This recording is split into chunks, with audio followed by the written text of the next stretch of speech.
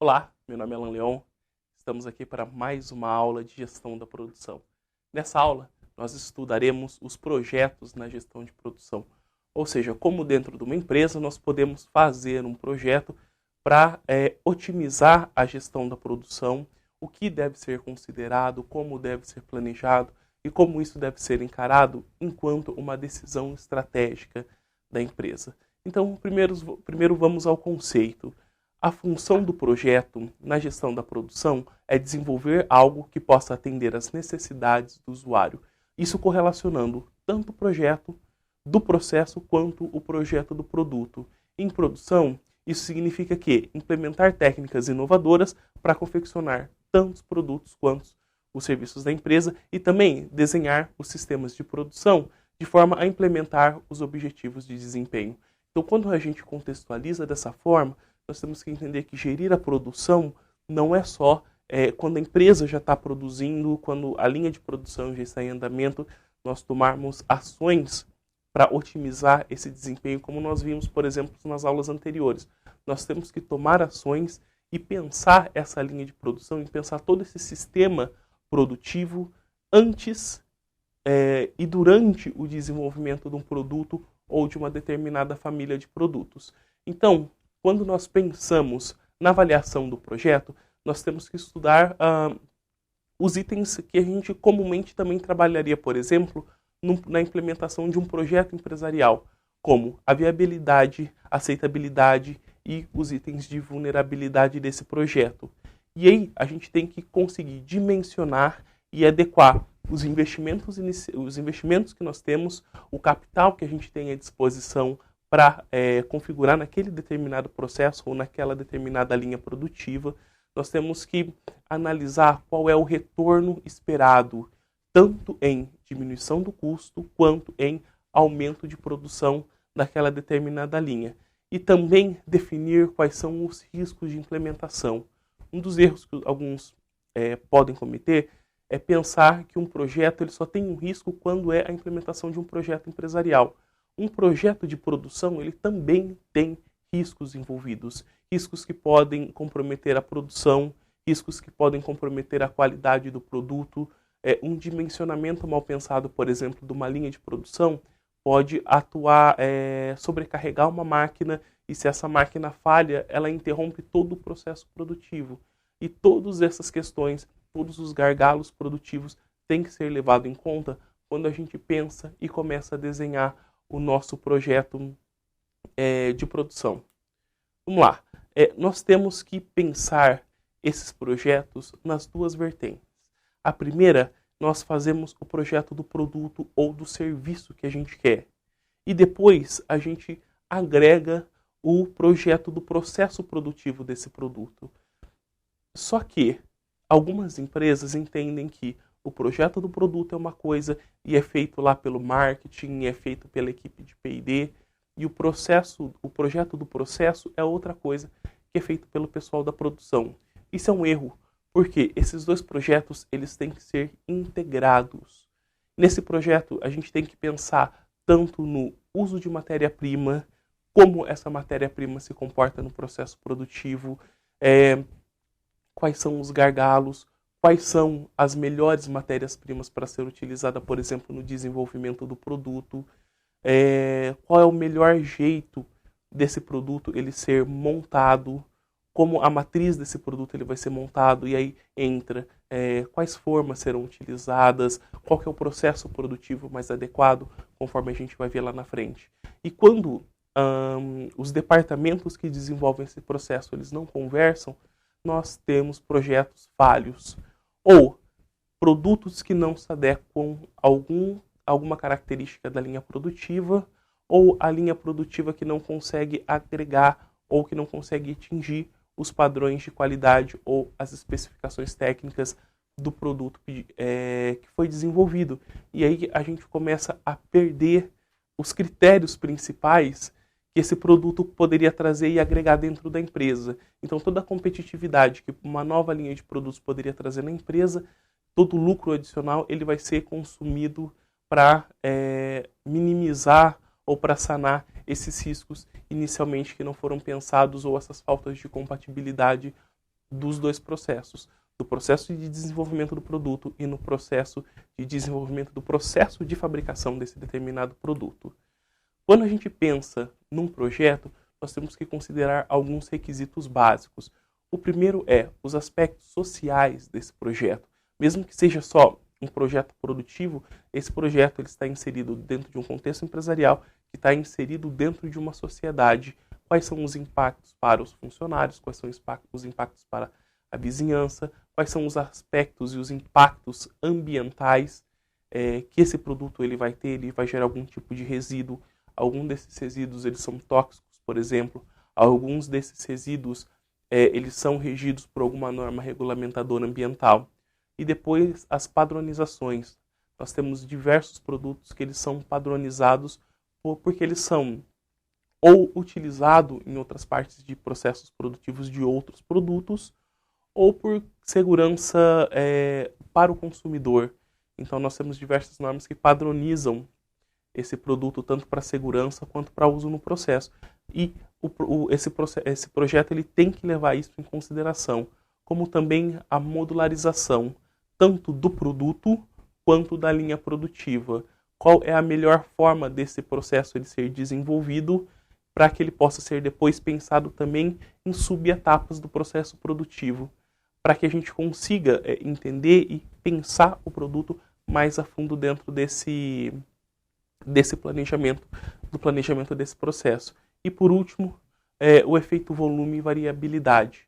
O quanto que eu vou produzir de acordo com a característica do meu produto. E aí a gente pode considerar duas vertentes. O quanto que o meu produto ele tem aceitação no mercado e compensa produzir, ou quais são as especificações de customerização que leva à necessidade de adequação da minha linha de produção para o desenvolvimento desse produto.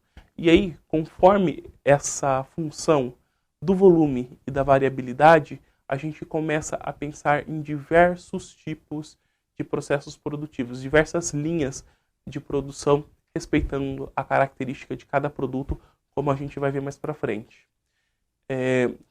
E aí, esses processos, essa variação, ela cria tipos de processo. E a gente divide os processos em manufatura e os processos em serviço. Quando a gente pensa em manufatura, nós temos que considerar a variedade desse produto em razão do volume. Põe na tela, por gentileza. Então, esse gráfico, ele leva em consideração quanto maior o nível de especificação e a variedade que esse projeto ou que esse meu produto demanda, em função do volume para que ele tenha que ser produzido. E aí a gente consegue escalonar o meu tipo de processo em 5. O processo de projeto, onde eu tenho um volume muito baixo, só que eu tenho uma alta variedade de produtos que eu posso produzir. O processo de jobbing, o processo de lote ou batelada, o processo de produção em massa e, por último, o processo de produção contínuo. Esse último processo, ele traz uma variedade muito pequena ou, às vezes, apenas um tipo de produto que é produzido naquela linha de produção, só que ele traz a vantagem de ter um volume muito alto. Eu consigo produzir uma grande quantidade. Então, nesse último, eu tenho um ganho de produção de escala. E o outro, eu consigo associar mais a diferenciação daquele produto, tendo em vista o meu mercado consumidor. Isso faz com que a empresa ela tenha a sua orientação. Então, de acordo com a característica variedade e volume, nós temos 2 tipos de orientação. Primeiro, é a empresa que é orientada para o processo. Então, quanto maior o volume e menor a variedade, mais a empresa ela tem que ser eficiente na elaboração do processo, porque a economia é de escala. No entanto, conforme maior a variedade necessária e menor a quantidade produzida, nós temos uma empresa que tem a orientação para o produto, as características, a diversidade, para que ele atinja uma quantidade maior do meu mercado consumidor, ou que ele atinja o meu mercado consumidor exatamente na necessidade que ele precisa. O primeiro é o processo de projeto. O processo de projeto ele envolve produtos discretos e bastante customizados. Então, existe um baixo volume de produção com uma alta variedade. Às vezes, essa produção ela é de um item para uma pessoa. E nós temos um baixo grau também de repetição ou um produto que é executado uma única vez. Nós podemos pensar de uma maneira macro, por exemplo, na construção de um navio que atenda uma determinada característica. Então, todo o processo produtivo ele é orientado para aquele produto e pela característica dele de produção, ele vai ser realizado uma única vez. Ou uma perfuração de poço de petróleo, ou, por exemplo, uma construção de uma rodovia.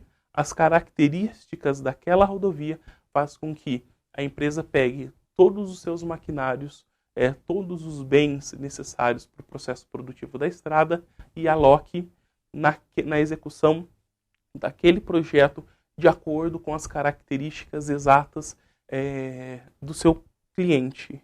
Da mesma forma, a gente pode pensar na confecção de uma roupa muito customizada ou de um produto que atenda exatamente à necessidade de um cliente. A gente tem um processo de um projeto único que a gente pensa como se fosse exclusivo para a necessidade do meu cliente. Seja um consumidor pessoa física, um cliente consumidor pessoa jurídica. O segundo é o processo de jobbing, porque os produtos eles compartilham os recursos de operação com outros produtos. E aí a gente tem que pensar também num baixo volume produzido com uma alta variedade. A gente produz pouco, com uma possibilidade de produzir uma gama muito grande de produtos e também atingir a característica específica do meu cliente. Qual que é a diferença? Para o primeiro, é que no processo de jobbing, a empresa ela compartilha o recurso dela na elaboração de vários produtos. Então nós temos, como por exemplo, os alfaiates, que ele usa o mesmo recurso, o mesmo processo produtivo dele para um terno de uma pessoa, para o terno de uma outra pessoa, para o terno de uma terceira pessoa. Ele não precisa adequar o seu processo produtivo cada vez que ele começa uma execução de um determinado produto. O terceiro tipo de processo é o processo em lote ou em batelada. Nele, cada parte da operação tem períodos que está repetindo quando o lote está em processamento. Então, enquanto o produto está sendo processado, naquela etapa, nós temos uma outra etapa que o produto já passou, um outro lote sendo executado. Então, a gente realiza toda a etapa desse lote, e aí esse lote vai para a execução de uma outra etapa. Enquanto isso, os itens do seu processo ou a sua linha de produção está realizando um outro lote. Nós temos a possibilidade da execução de um alto volume, só que como a linha ela atende mais necessariamente a especificidade de um produto, existe uma pequena possibilidade de variedade de produto. Por isso nós consideramos itens de média variedade. E nós executamos o produto em lote. Então a gente pode, por exemplo, quando a gente pensa em roupas de alta produção, então aquela etapa está produzindo camisetas e eles estão fazendo o corte de determinadas camisetas. Eles cortam no lote 1000 camisetas, o tecido para 1000 camisetas. E aí essas camisetas vão para a próxima etapa, que seria a costura. A etapa de corte do tecido pode cortar, por exemplo, jeans para fazer calças. Eles vão cortar tecido para 1000 calças. A gente consegue variar o tipo de produto, desde que ele respeite as mesmas características da linha produtiva. Ela não consegue readequar a linha produtiva dela para produzir uma peça de roupa que seria muito customizada, como, por exemplo, roupa de banho. Por quê? Pelas características do seu processo produtivo. Então, ele tem uma variedade, só que respeitada as características do processo produtivo. Nesse tipo, nós temos, por exemplo, a manufatura de peças de automóveis. Um determinado processo ele faz as partes plásticas, como, por exemplo, o acabamento plástico do painel. E aí, depois desse lote, o mesmo tipo de maquinário, troca-se o molde, ele faz o acabamento plástico do retrovisor. Ele não consegue ter uma grande variedade de produtos, só que ele tem uma flexibilidade do que vai produzir naquela determinada linha de produção. Depois, nós temos o processo de produção em massa. Nele, a gente tem que considerar as diferentes variantes de um produto não afetam o processo básico de produção. Então, desde que a gente tenha, a gente pode montar diversos tipos de produtos, desde que eles sejam correlacionados entre si, com um alto volume, um volume bem maior, por exemplo, que nós temos em lote, e com uma variedade média a pequena, como, por exemplo, uma fábrica de automóveis ou outros bens duráveis. Dentro de uma linha de produção de automóveis, a empresa ela consegue produzir um carro pequeno de passeio, ela consegue produzir um sedã médio, e naquela linha ela consegue produzir uma picape média, por exemplo. Porque eles fazem ou eles desenvolvem um projeto do seu processo para que aqueles determinados carros sejam feitos no mesmo chassi. Ele não conseguiria, por exemplo, fazer uma SUV ou um sedã grande naquela mesma linha produtiva sem necessariamente ter que fazer algumas adequações. Mas ele tem uma variedade, só que produtos que respeitem a mesma característica. Então, as variantes do produto, eles não afetam o processo. Agora, a diferença do produto em suas características principais ou grandes tipos de dimensão, aí tem que ser usado outro tipo de processo ou outra linha de produção separada. E por último, são os processos contínuos. Nos processos contínuos, eles são associados à tecnologia relativamente inflexível, de capital intensivo com fluxo previsível. O que quer dizer? Aquela linha ela foi desenvolvida para um tipo de um determinado produto, para aquelas características, e ela consegue fornecer em altíssimo volume aquela especificação determinada. E ela consegue operar por tempo e período longo. Às vezes, algumas linhas produtivas elas conseguem ser ininterruptas, como, por exemplo, uma refinaria de petróleo, ou uma siderúrgica, uma fábrica de papel. Então, ele só trabalha de maneira a produzir o papel naquela especificação ou aquele tipo de produção de papel, sem que ele tenha uma variedade de produto. Para que ele faça um outro tipo de papel ou para que ele consiga uma outra linha de produtos, ele precisaria uma outra linha, um outro processo produtivo, uma outra linha de produção. Em serviços, nós também temos essa variação. Em processos de serviço, nós temos 3 tipos. O primeiro são os serviços profissionais. São aqueles serviços extremamente especializados, voltados para o cliente. Depois nós temos o conceito de lojas de serviço e, por último, os serviços de massa, que eles são desenvolvidos para atingir a maior quantidade de cliente com aquelas especificações. Da mesma forma que o processo em produto, a gente também trabalha com a matriz de variedade pelo volume do serviço oferecido. Vamos estudar os 3? Primeiro, os serviços profissionais, eles são desenvolvidos por organizações de alto contato, onde os clientes despendem tempo considerável no atendimento ou na execução daquele determinado serviço. Então, a especificação, a especificidade da necessidade do cliente faz com que o atendimento seja personalizado. São atendimentos altamente personalizáveis que atendem exatamente à necessidade daquele cliente. E a ênfase é no processo do serviço, ou seja, como o serviço é fornecido para aquele cliente em específico. Um exemplo que nós temos são consultores, advogados, arquitetos, auditores, que atendem exatamente e fazem exatamente aquilo que o consumidor precisa, atendem às necessidades específicas nas menores minúcias necessárias daquele projeto. De outra forma, nós também temos a loja de serviço. A loja de serviço é uma combinação da atividade de escritório nos serviços de atendimento dentro da linha de frente com os serviços auxiliares na sua execução. Eles são serviços pouco personalizáveis, mas eles atendem ainda faixas de produtos ou alguma variedade de serviços com que o cliente pode escolher pacotes personalizados de serviço. e ele tem ênfase tanto no processo da execução do serviço, quanto no produto do serviço, que é o próprio serviço. Como, por exemplo, bancos, lojas de produtos, escolas, restaurantes, hotéis. Então, no banco nós temos produtos para quem tem renda da classe A, quem tem renda da classe B, quem tem renda da classe C. Mas nós não temos um pacote que atende exatamente aquele cliente com as suas necessidades. E por último, nós temos o serviço em massa. Eles são realizadas muitas transações de cliente envolvendo um tempo de contato limitado. Por quê? Porque o produto oferecido nesse caso, ele é único.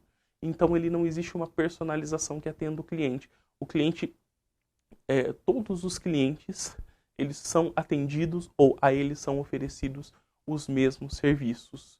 E nesse tipo de processo, a ênfase, ou seja, a eficiência é no processo de oferecimento do serviço. Ou seja, o que é oferecido e não necessariamente no serviço em si. Como, por exemplo, supermercados, aeroportos, serviços públicos. Qualquer cliente que vá e tenha que desfrutar daquele serviço, ele tem que ser atendido da mesma forma e o mesmo nível de serviço é atendido para esse cliente. Pensando de maneira estratégica ainda a produção, a próxima coisa que nós temos que considerar é a localização industrial. Aonde vai ser feita a minha planta produtiva ou o que eu tenho que considerar quando eu penso na localização da minha fábrica. Então, nós temos que pensar nas seguintes abordagens. Primeiro, as necessidades, o tamanho da sua empresa, quais são os seus objetivos, a sua visão estratégica, a sua missão, qual é o nicho de mercado que a sua empresa atua. Depois, qual que é o número, o tamanho de fábricas, de depósitos, o quanto ela suporta e qual a rotatividade de produtos dentro desses depósitos. E conciliar com as estratégias organizacionais. Quais são os fatores dominantes da sua organização, que a gente vai ver daqui a pouquinho. Se você tem uma ênfase no produto, qual é a ênfase que você quer no mercado, qual é a sua estratégia de mercado ou a sua estratégia de penetração, quais são as competências da empresa, o que ela consegue fazer bem, qual é o seu ápice de eficiência produtiva e a orientação ao risco, o quanto a empresa está disposta a correr o risco dentro daquela implementação ou dentro daquele processo de produção, como a gente viu no começo da aula. E aí, nós começamos a desenvolver alguns critérios de localização, o que deve ser considerado quando a gente pensa numa localização industrial. Primeiro, a capacidade produtiva, o quanto aquela planta produtiva vai conseguir me agregar. Primeiro, qual é a capacidade do projeto, o quanto eu estimo que a minha empresa ou que a minha linha vai produzir naquela determinada planta. Depois eu tenho que considerar qual é a capacidade efetiva daquela planta, ou seja, mesmo que eu desenvolva um projeto para produzir 100 unidades, de acordo com as características, a minha capacidade real eu posso trabalhar sempre a 70% da minha produção. E por critérios externos, ou acesso à matéria-prima, acesso à energia ou mão de obra, eu só vou conseguir produzir a 70%, mesmo que eu tenha planejado um projeto que consiga fazer 100%. E qual é a capacidade nominal daquela fábrica? Então, a capacidade produtiva que você está pensando interfere a quantidade de plantas e como essa planta pode estar distribuída. E depois, como nós temos que pensar a capacidade produtiva? Nós não podemos pensar apenas na capacidade produtiva do processo inteiro. Nós temos que analisar a capacidade produtiva pelo seu ponto de gargalo. Se nós acompanharmos aqui na lousa, vamos supor que o meu processo produtivo ele seja desmembrado em 4 subprocessos. Processo A, B, C e D. Então nós temos a capacidade conciliando matéria-prima, mão de obra e maquinário. A capacidade de produção do processo A é de 82 unidades. Do processo B seria 40 unidades, do processo C 91 unidades e do processo D 86 unidades. E aí nós fazemos uma análise e falamos assim, olha, então a gente consegue produzir mais ou menos umas 80 unidades. Ou se a gente tirar a média, a gente fala umas 70 unidades. Não. O meu processo, a capacidade produtiva, ele tem que ser pensado pelo ponto de gargalo. Como? Aqui no meu caso, o ponto de gargalo seria o processo B. Ele é o processo que menos consegue produzir. Então, mesmo que aqui comporte 91 ou que aqui faça 82, o processo aqui só vai conseguir fazer 40. Então, aqui a mercadoria vai ficar esperando e aqui a gente vai ter o tempo de máquina ocioso. Então, quando a gente pensa na instalação, a gente tem que considerar sempre a capacidade produtiva do gargalo e não do seu ponto ótimo, que, por exemplo, poderia ser 91 unidades. Depois, mais para frente, ou no desenho do processo, dependendo das características da empresa, a gente poderia, por exemplo, pensar que o processo B ele poderia ser desenvolvido em 2 etapas. Então, nós temos o processo B aqui e a gente criaria um outro fluxo do processo B aqui. E aí nós teríamos o fornecimento de 82 unidades para o processo B. O processo B ele seria feito em 2 linhas separadas, 40 e 40, e ele conseguiria passar 80 unidades para o processo C, que aí nele teria ociosa apenas 11 unidades de produção. Claro, isso daqui é o que o administrador, que o empresário tem que pensar quando ele vai fazer o desenho do processo e aí também pensar na capacidade produtiva. Para a instalação, nós temos que considerar apenas que o gargalo de produção é o B. Então, mesmo que ela tenha uma capacidade grande instalada, a produção real dela vai ser apenas 40 unidades por hora. E aí, quais são os fatores que determinam uma localização? O primeiro e o mais importante é a disponibilidade de mão de obra. Tanto disponibilidade física da mão de obra, quanto mão de obra qualificada que consiga desenvolver o seu processo a contento. Também o nível salarial e pressão dos sindicatos. Disponibilidade de transporte, tanto o transporte da mão de obra para a planta produtiva, quanto o transporte da sua matéria-prima para o centro consumidor. Isso nós discutimos, por exemplo, nas aulas de logística. Vocês podem procurar lá atrás que nós já definimos isso. E também o suprimento de eletricidade, gás, telefone, água e esgoto e acesso a outros tipos de matéria-prima. E também considerando os incentivos fiscais que determinado território, determinado estado ou determinado país pode conceder à sua empresa. Às vezes, um incentivo fiscal de 2% consegue trazer um ganho de competitividade gigante para a sua empresa. Também a proximidade dos mercados consumidores. O quanto o custo de transporte logístico vai encarecer a minha margem dentro do meu processo produtivo. A tendência de crescimento populacional daquela região. Então, para que a minha planta suporte esse crescimento populacional, os fornecedores de serviços de apoio, tanto serviços de manutenção quanto outros serviços terceirizados que a empresa possa adquirir, as restrições ambientais de construção, tanto na área do EIA-RIMA, quanto de localização ambiental, localização territorial dentro dos municípios, e a disponibilidade e custo dos terrenos para implementação da sua planta produtiva. Isso parece óbvio, mas esses critérios e a soma desses critérios geram para as empresas economias muito grandes. Faz com que, por exemplo, uma empresa tire o seu processo produtivo do estado de São Paulo, como foi há alguns anos atrás, e leve sua produção para a Bahia. Ou faz com que grandes empresas tirem a sua produção do seu país, como a Nike, e terceirize parte da sua produção para outros países, como a China, Taiwan e Singapura.